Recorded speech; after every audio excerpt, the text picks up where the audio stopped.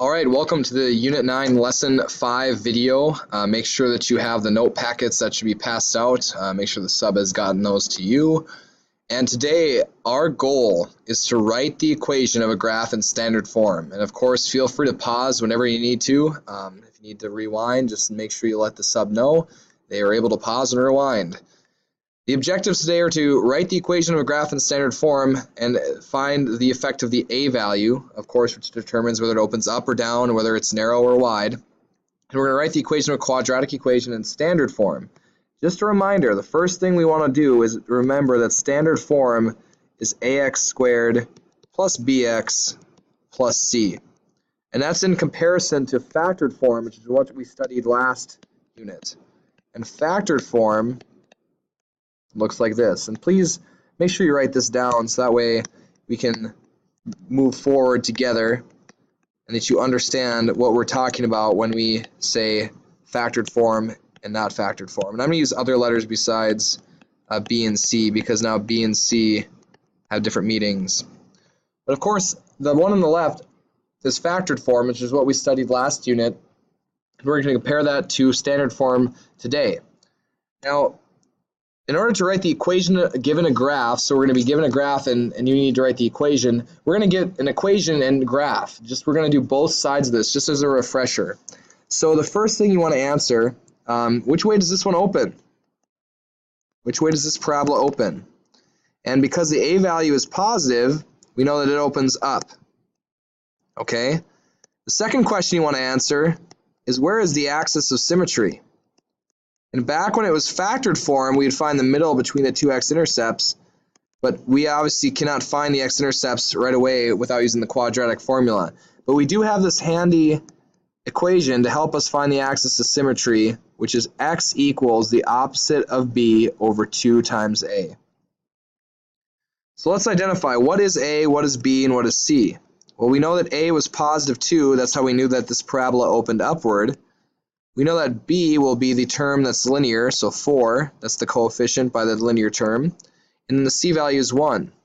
So if I want to do the axis of symmetry, it'd be x equals the opposite of the b value divided by 2 times the a value. Whenever I do substitution, I use parentheses. I get negative 4 over positive 4, which is negative 1. So my axis of symmetry will go through x equals negative 1. So I draw the vertical line up through that x value. Okay, hopefully I'm going to give you some time here to catch up. Make sure you have this all written down. The next step is to find the vertex. We have the axis of symmetry, and to find the vertex, I plug it into the equation, and by it I mean the axis of symmetry, into the equation for x. 2 times negative 1 squared plus 4 times negative 1 plus 1. And so I get 2 times 1 minus 4 plus 1, which ends up being 2 minus 4 is negative 2 plus 1 is negative 1. So my vertex then is at the ordered pair negative 1, negative 1. So I'm going to plot that here with a plus sign. And of course we have to make our table now. Now the table uses the same x values we've used in all the standard form equations. Negative 2, negative 1, 0, 1, and 2. And the y column, you want to square it. You want to take x and square it. So I have 4, 1, 0, 1, and 4. And then the third column, I have to multiply by the a value. So the a value in this case was 2, so I multiply everything in my table by 2. And that's how I get my third column. I multiply by this a value right up here. 4 times 2 is 8. 1 times 2 is 2. 0, 2, 8. Now when I graph this, I'm going to graph those points relative to my vertex and not from the origin. So I'm going to start here at the vertex and do the first ordered pair, which ends up being negative 2, positive 8. So 2 to the left, 1, 2, 3, 4, 5, 6, 7, 8 up. Next point is negative 1, positive 2, 0, 0, 1, positive 2, and 2, positive 8. I'm going to connect the dots now. and draw arrows. And now you have the graph of a parabola in standard form. So hopefully this is a helpful review. We're going to go backwards now. The idea is I want to take a picture or a parabola that I can see and write its equation. Now the way we're going to do this is just like we did in the last chapter. The first thing I will identify are the x-intercepts. So we've already done this before.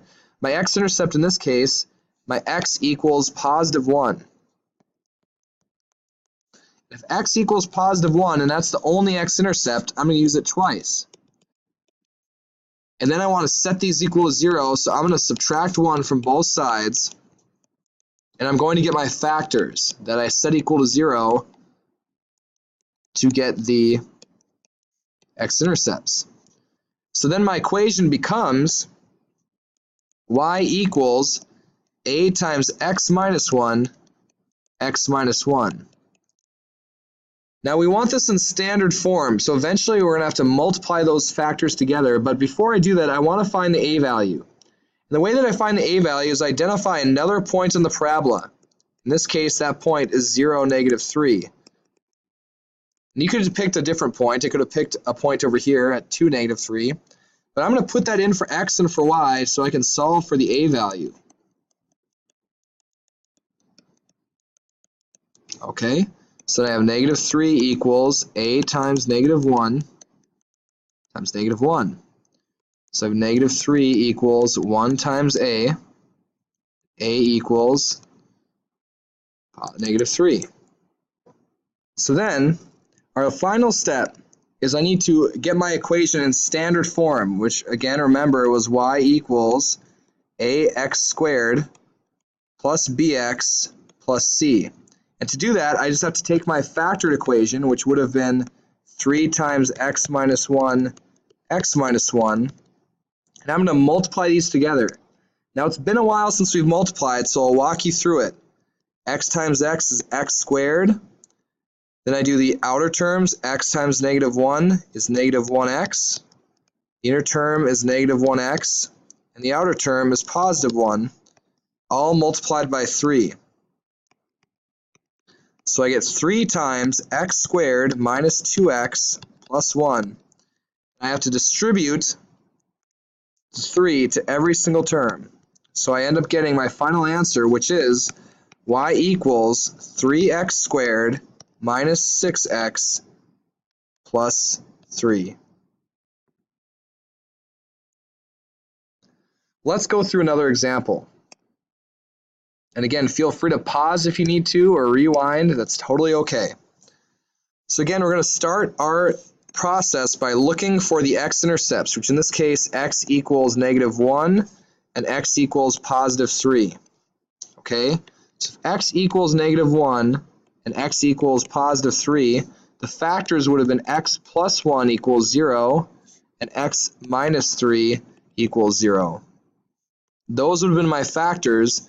So in my factored form equation, I would have had y equals a times x plus 1 and x minus 3.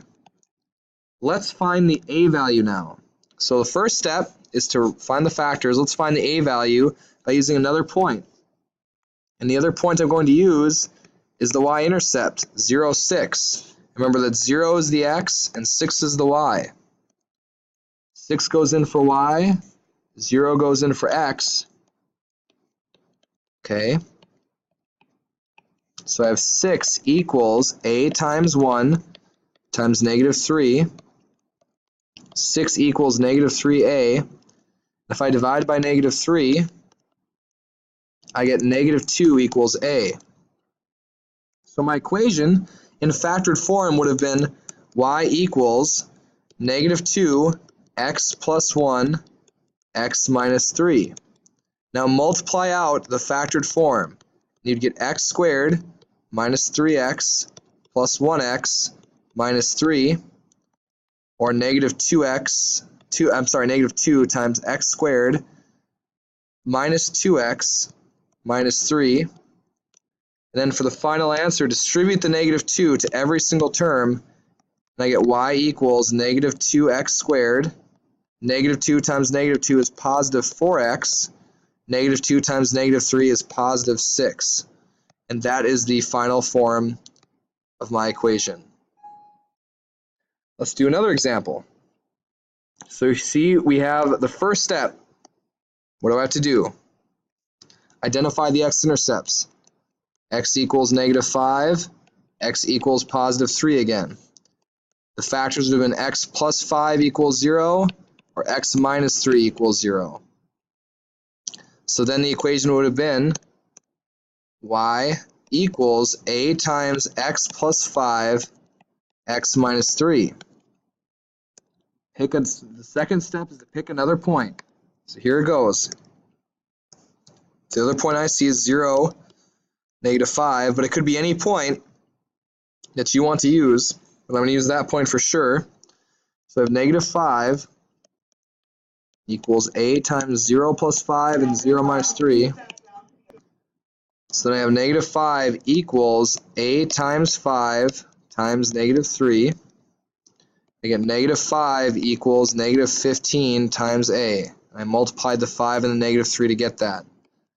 I divide both sides by -15. I'll get a equals 1/3. All right, so that's going to be a tough equation, but we should be able to do it. So I take the factored form of the equation, which would have been y equals 1/3 times x plus 5, x minus 3, and I multiply it out together. So 1/3 x squared minus 3x plus 5x minus 15. Y equals 1/3 times x squared plus 2x minus 15, and I distribute by multiplying out 1/3 times every item. So I get y equals 1/3 times x squared, 1/3 times 2 over 1, 1 times 1 is 2, so we get 2 over 3, and then I get -15 over 3.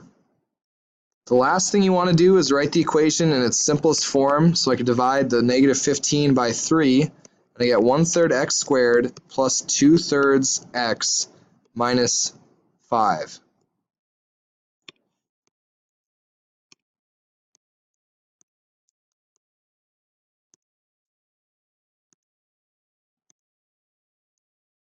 There we go. All right. Finally, the last thing we want to cover in this video, we've written the equation of a graph from a picture. The last thing I want to cover in this video is to determine which graph is the steepest. So if I look at A, which is a table, B, which is an equation, and C, which is a graph, and I want to know which one is steeper, I want to know which A value is farthest from 0. So we have to determine the A value of each graph. Now to determine the A value, you have to imagine that it would have been -2, -1, 0, 1, 2, 4, 1, 0, 1, and 4, and I had to multiply by some A value to get these numbers. Well, 4 times what equals 2? Well, if you divide, you get x equals 1/2, or 2 over 4, and so we know that the A value is 1/2, which is pretty close to 0. Right? If here's 0, there's 1/2. It's pretty close to 0. What's the A value here? Well, it's 1. We can see it clearly from the equation, so we know that A is 1. So that's farther away from 0. So the first graph was at 1/2, we'll say. The second graph was at 1, so that's steeper. Now what's the A value of this graph? Well, if I count and I go 1 over, I should have gone 1 up, but instead I went 3 down. So my A value in this case is -3 because I went over 1, down 3. So -3 is over here somewhere. There's -3, and that's the farthest from 0. So the steepest graph is going to be C. Let's try it one more time. What's the A value of the first graph? Well, it's 2. We can see that from the equation. And that's pretty far from 0. Here's 2. That's our first contender right there. What's the A value of this graph? Well, normally I go 1 over and 1 up, and that's what I did. So the A value here would be 1. Now normally I would have 4, 1, 0, 1, and 4 in the middle column, and I'd multiply by A to get 12. So 4 times A equals 12, What does A equal? 3. So the farthest one from 0 is C again. Okay, so now that we're done with the video, feel free to rewind or pause, whatever you need to do. If you need to watch it again, that's totally fine. Make sure now that you work on the Unit 9 Lesson 5 video, or I'm sorry, worksheet, the Unit 9 Lesson 5 worksheet. So work on that. The answer key should be in the sub folder, and so that way you can check your answers. Thanks for watching.